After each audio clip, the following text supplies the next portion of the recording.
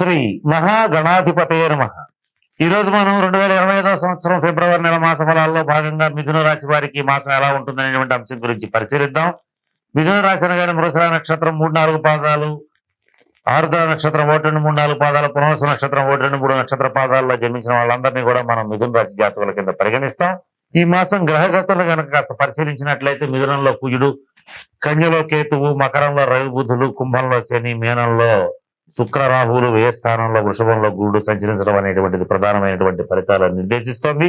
ఈ గ్రహగతులను కనుక మనం పరిశీలించి చూసినట్లయితే మిథున రాశి వాళ్ళకి కొన్ని అంశాల్లో చాలా బాగుంది.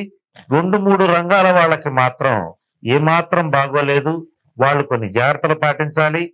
కొన్ని విషయాల్లో కొన్ని నిర్ణయాలు తీసుకునేటప్పుడు ఏ రకంగా ఆలోచించాలి, ఏమి చెయ్యాలి, ఏమి చేయకూడదు, ఏ రకమైన పరిహారాలు పాటించాలి, ఇటువంటి అనేక అంశాల గురించి ఇప్పుడు మీకు నేను తెలియచేయడానికి ప్రయత్నం చేస్తాను.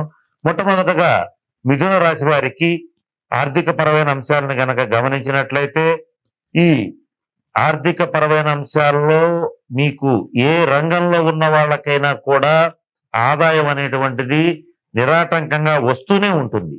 అంటే ఆర్థిక వనరులకి లోటు లేదు. 2-3 మార్గాల ద్వారా కూడా ఆదాయం అనేటువంటిది వచ్చి పడుతూనే ఉంటుంది. కానీ ఇక్కడ సమస్య ఏమిటంటే 1,00,000 రూపాయలు ఒక నెలకు వస్తే 1వ తారీఖు వస్తే 11వ తారీఖుకి 1,10,000 ఖర్చు వచ్చేస్తుంది. అటువంటి పరిస్థితులు ఉన్నాయి. అంటే డబ్బు మంచినీళ్ళ ప్రాయంగా ఖర్చు అయిపోతుంటుంది. ఎంత సంపాదించినా కూడా ధనం నిలకడ అనేటువంటిది ఉండదు. ఈ విషయంలో కాస్త మిథున రాశి వాళ్ళు బాగా డబ్బు వస్తున్నందుకు, గతం కంటే ఎక్కువ వస్తున్నందుకు సంతోషపడాలో, విపరీతంగా ఖర్చు అవుతున్నందుకు బాధపడాలో అర్థం కాని పరిస్థితుల్లో ఉంటారు. ఇక్కడ ఈ రకమైనటువంటి పరిస్థితులు ఉన్నప్పుడు మిథున రాశి వాళ్ళు చేయవలసింది ఏంటంటే ప్రతి శుక్రవారం నాడు మహాలక్ష్మి అమ్మవారిని తెల్ల కలువ పూలతో పూజించండి. అప్పుడు ధనం మీకు స్థిరంగా ఉంటుంది. ఇక ఆరోగ్యపరమైన విషయాలను కనుక గమనించినట్లయితే మిథున రాశి వాళ్ళకి కొంత గొంతు సంబంధమైనటువంటి సమస్యలు, స్కిన్ అలర్జీస్, లంగ్ ఇన్ఫెక్షన్స్ అంటే ఊపిరితిత్తులకు సంబంధించినటువంటి ఇన్ఫెక్షన్స్, అలాగే కొద్ది మందికి 55-60 సంవత్సరాలు పైబడినటువంటి మిథున రాశి వాళ్ళకి బీపీ షుగర్లు కంట్రోల్ లేకపోవటం, బీపీ షుగర్లు కొత్తగా రావడం, ఇటువంటివి జరిగే పరిస్థితులు ఉన్నాయి. ఇటువంటి అనారోగ్య సమస్యలు మీకు ఏర్పడతాయి, మీ జీవిత భాగస్వామికి కూడా ఏర్పడేటువంటి పరిస్థితులు ఉన్నాయి. ఇటువంటి పరిస్థితులు నుంచి తప్పించుకోవడానికి ప్రతినిత్యం త్రయంబక మంత్రాన్ని అంటే మృత్యుంజయ మంత్రాన్ని జపించండి. అలాగే మీకు కనుక రాకపోయేటట్లయితే బ్రాహ్మణ సహకారంతో జపం చేయించుకోండి.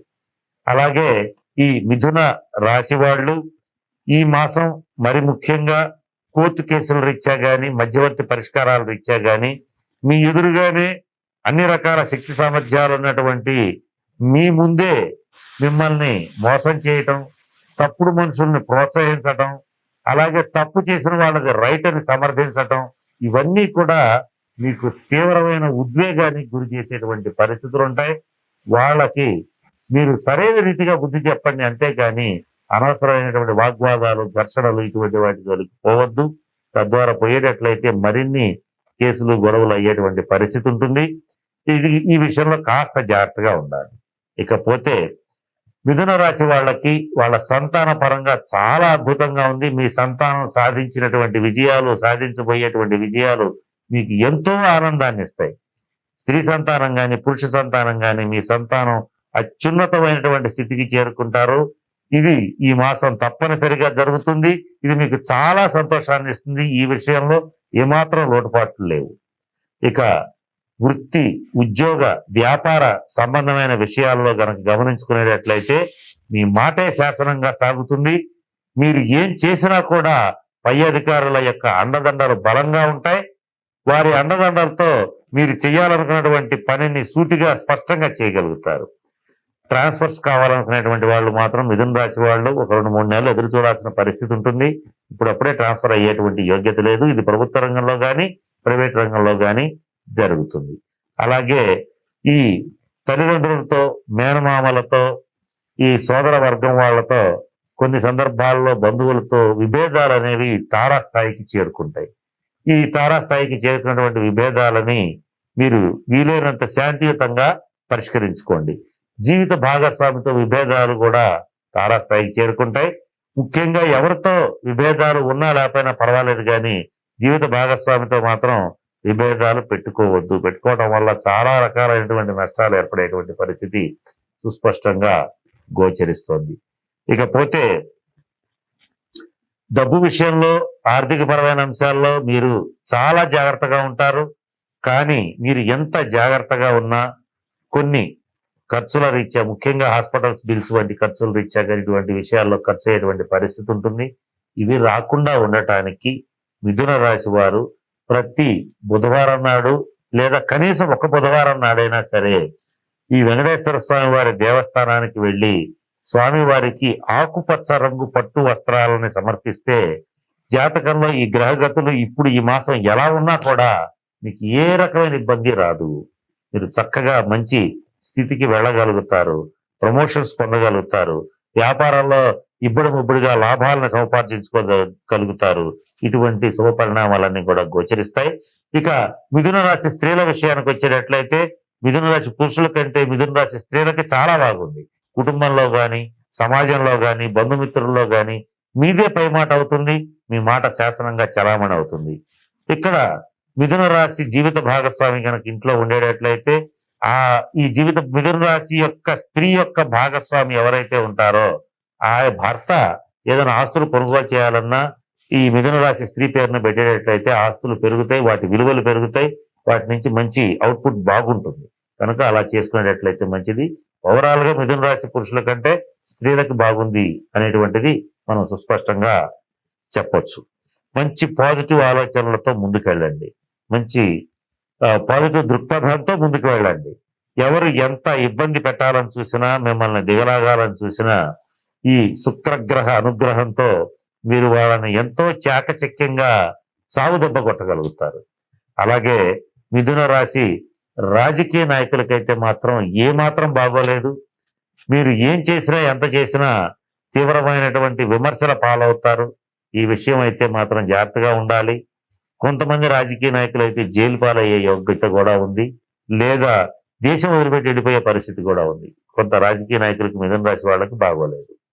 ఇక సినిమా రంగంలో, టీవీ రంగంలో ఉండేటువంటి వాళ్ళకి, కవులకి, కళాకారులకి చాలా బాగుంది. మీ యొక్క వృత్తిలో మీదైనటువంటి ముద్రను వేసుకోగలుగుతారు. ముఖ్యంగా గాయకులకి అద్భుతమైన రాజయోగం అని చెప్పవచ్చు. రచయితలకి, గాయకులకి, సినిమా రంగంలో, మీడియా రంగంలో ఉండేటువంటి వాళ్ళకి, స్క్రిప్ట్ రైటర్స్ కి, వీళ్ళకి చాలా బాగుంది. ఈ విషయంలో ఆలోచించుకోవాల్సిన అవసరం లేదు. ఏ ప్రాజెక్ట్ వచ్చినా నిర్ద్వందంగా ఒప్పుకోండి, మంచి ఫలితాలు ఉంటాయి. ఇక ఈ విషయంలో ఆలోచించాల్సిన పరిస్థితి లేదు. ఇక చివరిగా ఈ మిథున రాశి తల్లిదండ్రుల విషయంలోకి వచ్చేటట్లయితే కొంత తల్లిగారి విషయంలో కానీ, తల్లిదండ్రుల ఆరోగ్య విషయంలో కానీ కొంత అనారోగ్య సూచనలు గోచరిస్తున్నాయి. మీకు తెలిసినా తెలియకపోయినా కొంత ఈ శ్మశాన దర్శనం చేయవలసినటువంటి పరిస్థితులు కూడా ఉన్నాయి. అంటే మీ బంధుమిత్రుల్లో కానీ, మీ స్నేహితుల్లో కానీ బాగా తెలిసిన వాళ్ళు, ఆత్మీయులు ఎవరన్నా చనిపోతే వెళ్ళి చూసి రావాల్సిన పరిస్థితులు ఉంటాయి. ఆ సమయంలో మాత్రం కొంత శ్మశాన వైరాగ్యం ఏర్పడుతుంది.